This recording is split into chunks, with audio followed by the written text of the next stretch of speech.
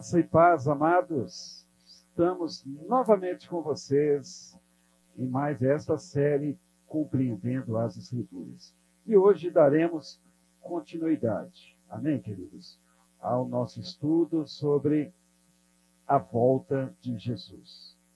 E eu falei sobre duas coisas que acontecerão antes que nos reunamos com Jesus, antes que a igreja se encontre com Jesus. A primeira será a apostasia, ok? Eu falei também, na quarta-feira passada, sobre o que é apostasia, como isso vai acontecer.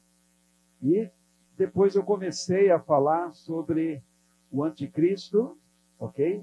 Que está aqui no versículo 4 de 2 Tessalonicenses, capítulo 2. E como eu disse, queridos, o anticristo, ele se oporá, ele se levantará contra tudo o que se chama Deus, ou seja, objeto de culto.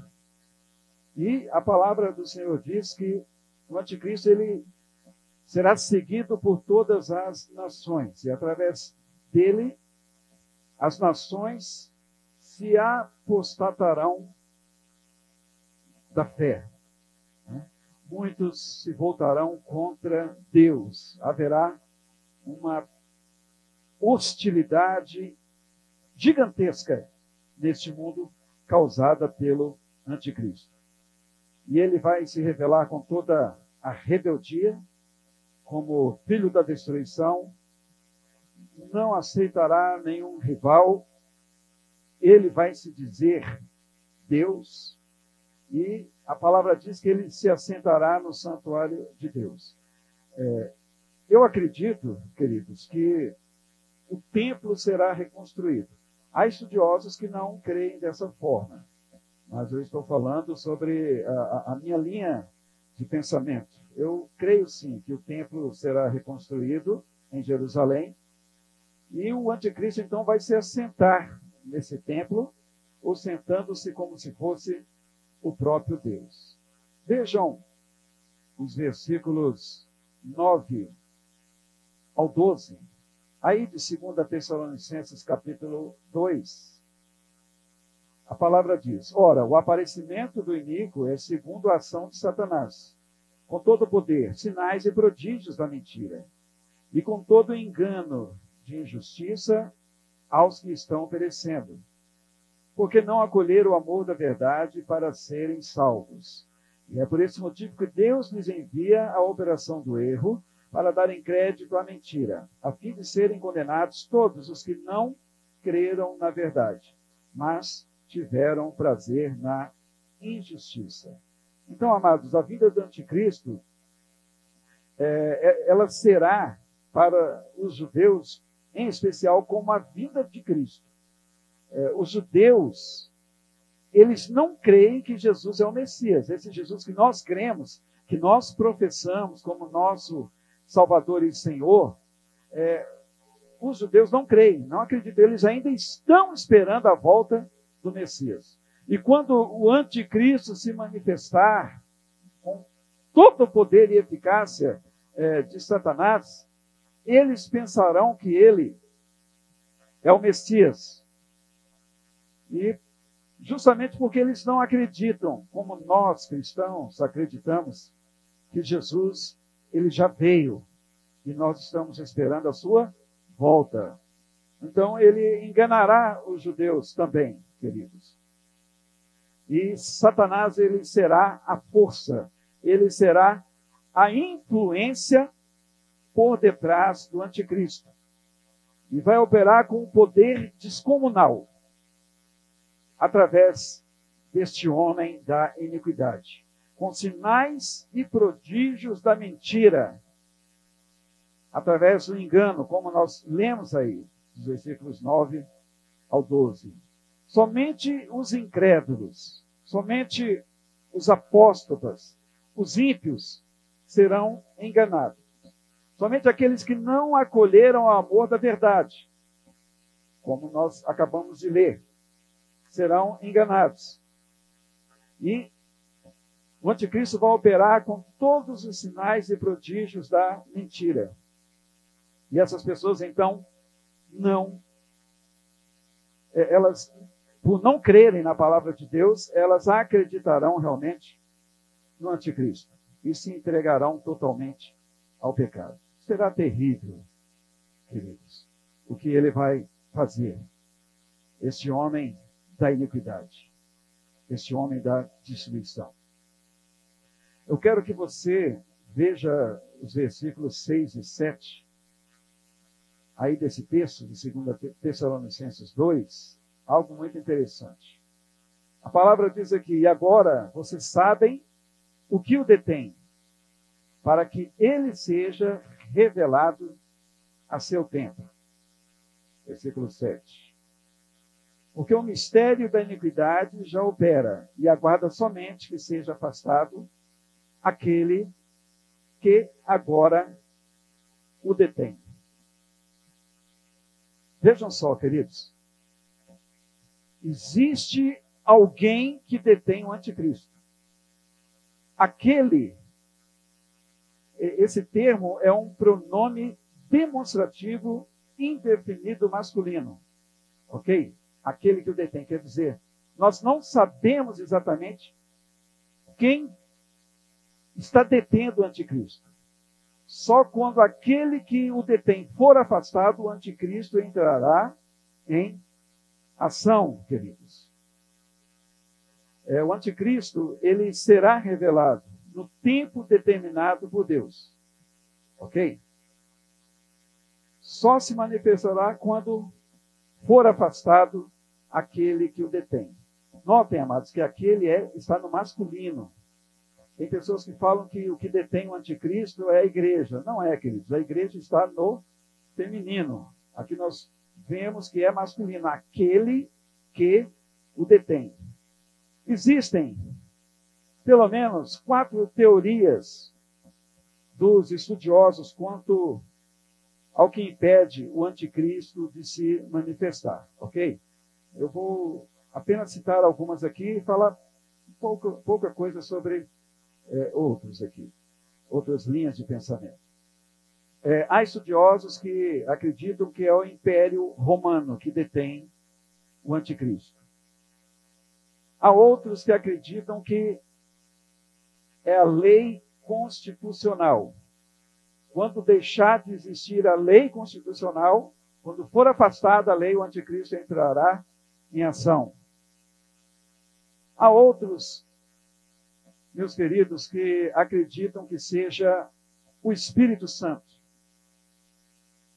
E há outros que acreditam que seja o arcanjo Miguel, queridos. Acreditam que ele é que está ainda impedindo a manifestação do anticristo. Sobre o Império Romano, eu não vou aqui me delongar com vocês, até por causa do tempo, ok? Sobre a lei constitucional, eu acho que já ficou claro para todos, né? Quando a lei deixasse de existir, o anticristo entraria em ação. Agora, sobre o arcanjo Miguel, eu quero falar alguma coisa para vocês, ok? Vejam que aquele está no masculino. Então, não se refere à igreja, como eu já disse, que está no feminino. Vamos ver sobre o arcanjo Miguel, amados. Abra sua Bíblia em Daniel, capítulo 12, versículo 1. Daniel, capítulo 12, versículo 1, a palavra do Senhor diz: nesse tempo se levantará Miguel, o grande príncipe, o defensor dos filhos do povo de Deus, e haverá tempo de angústia como nunca houve, desde que existem nações, até aquele tempo. Mas naquele tempo o povo de Deus será salvo, todo aquele que for achado inscrito no livro da vida. Daniel 12, queridos, fala sobre o fim dos tempos, ou o tempo do fim. Ok? Você lê todo o capítulo 12, você verá que Daniel fala sobre a grande tribulação. Daniel é considerado o Apocalipse do Velho Testamento. Então nós vemos aqui que Daniel estará em ação, queridos, no fim dos tempos. Ok? E a Bíblia, meus amados, quando ela fala sobre Miguel, aliás, né, o arcanjo Miguel, a Bíblia ela deixa bem claro que ele tem o poder de deter principados satânicos. Miguel tem esse poder de deter. Você se lembra da oração de Daniel de 21 dias? E a oração de Daniel já havia sido ouvida desde o primeiro dia, mas houve resistência no mundo espiritual e o arcanjo Miguel, ele lutou contra principados, contra o príncipe da Pérsia. Houve uma batalha tremenda até que a resposta chegou ali a Daniel. Então a Bíblia diz que o arcanjo Miguel ele tem esse poder de deter principados satânicos.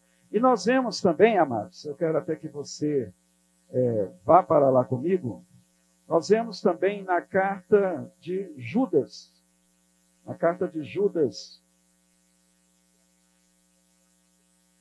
isso, Judas só tem apenas um capítulo. Nós vemos aqui em Judas, no versículo 9, a palavra também falando sobre Miguel. Um confronto que houve entre Miguel e Satanás. Veja o que está escrito. Contudo, nem mesmo o arcanjo Miguel, quando entrou em conflito com o diabo e discutia a respeito do corpo de Moisés, ousou pronunciar sentença difamatória contra ele. Pelo contrário, disse: o Senhor repreenda você. Então vejam, meus amados, que houve um confronto entre o arcanjo Miguel e Satanás. E a Bíblia não menciona nenhuma outra classe angelical que confrontou principados, que confrontou o próprio diabo. Moisés havia morrido e entendemos que o diabo queria que o corpo de Moisés fosse idolatrado pelo povo de Israel, por ele ter sido um grande líder. E Miguel impediu isso, até que ninguém sabe sobre o corpo de Moisés. Moisés subiu ao monte e morreu, e ninguém sabe, né, o que houve com o corpo de Moisés. Mas houve um confronto entre o arcanjo Miguel e o próprio Satanás. E nós vemos que Miguel, então, prevaleceu. O intento do diabo não aconteceu. Aleluia, glória a Deus. Então nós vemos isso, queridos, também aqui na carta de Judas. Ok? Então muitos acreditam que seja Miguel, é aquele que detém a Satanás. Há outras pessoas que falam que, no caso, é o Espírito Santo. Agora, queridos, se for o Espírito Santo que detém o Satanás, que detém, no caso, o anticristo, né? O Satanás estará nele operando. Então, se for o Espírito Santo que detém o anticristo, a igreja, então, ela subirá antes da grande tribulação. Só que tem um detalhe, irmãos, pelo que nós estamos estudando aqui, em 2 Tessalonicenses, o apóstolo Paulo, ele disse que nós não nos reuniremos com Jesus sem que antes venha a apostasia e seja revelado o filho da perdição, o homem da iniquidade. Então nós entendemos que a igreja estará aqui, na grande tribulação. Eu acredito, queridos, que a igreja será tirada durante a grande tribulação.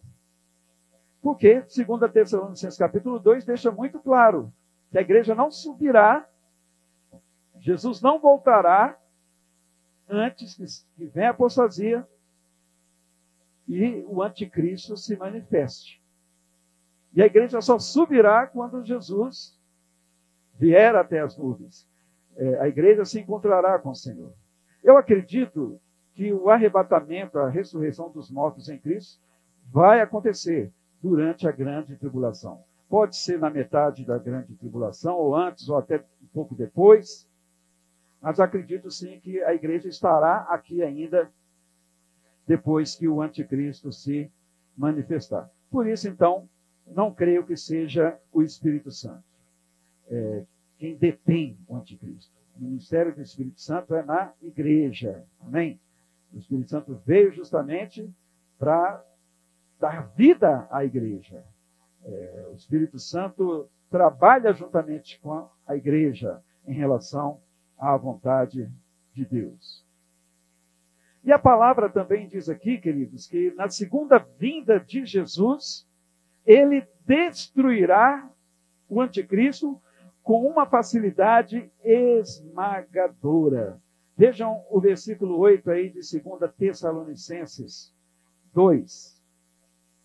Veja o que está escrito. 2 Tessalonicenses 2, versículo 8. Então será revelado o inimigo, se referindo ao anticristo, a quem o Senhor Jesus matará com o sopro de sua boca e destruirá pela manifestação de sua vinda. Esse sopro aí, eu acredito que será a palavra viva e poderosa que sairá da boca de Jesus e causará a destruição de Satanás. E então, amados, os eleitos de Deus, os escolhidos, alcançarão a glória de Deus. Amém? Pela santificação do Espírito e fé na verdade, meus amados. É o que está aí nos versículos 13 ao 16. A palavra diz: nós devemos sempre dar graças a Deus por vocês, irmãos, amados pelo Senhor, porque Deus os escolheu desde o princípio para a salvação, pela santificação do Espírito e fé na verdade. Foi para isso que também Deus os chamou mediante o nosso Evangelho, para que vocês alcancem a glória de nosso Senhor Jesus, o Cristo. Aleluia. Então, meus amados, vale a pena permanecermos firmes em Deus. Vale a pena vivermos em santificação, em honra ao nosso Deus. Amém? Porque, queridos, seremos tirados desse tempo chamado o dia do Senhor. E será um tempo de juízo, em que Deus derramará do seu cálice, dos seus ais. As trombetas soarão, anunciando uma série de juízos sobre o mundo. E aqueles que permanecem no Senhor, queridos, serão, sim, com certeza, salvos, serão tirados deste mundo, aleluia, e estarão com o Senhor. Então permaneça firme na palavra de Deus, ame ao Senhor de todo o teu coração, amém? Faça a vontade de Deus, porque Deus é fiel, queridos. Ele é fiel. E Ele tem um compromisso com a sua igreja. O próprio Jesus falou que aquele que vai até Ele, de maneira nenhuma Ele o abandonará. Certo? Então, vale a pena sim nos separarmos para Deus, conhecermos ao Senhor, amarmos a Ele, pregarmos a sua palavra, sermos testemunhas fiéis do Senhor, porque Ele nos fortalecerá, queridos, e nos guardará de todo mal. Amém? Então, que esta palavra possa gerar temor no teu coração.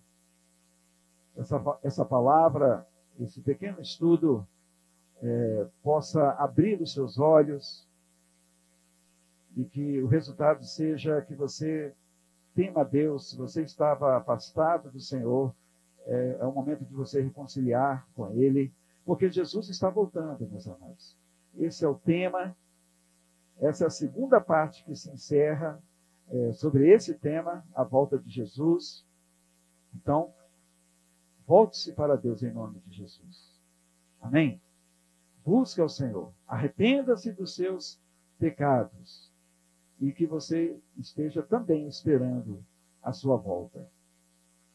Se preparando para este encontro maravilhoso que Ele terá com você. Amém? Com a sua igreja, em nome de Jesus. Que Deus, então, nos abençoe.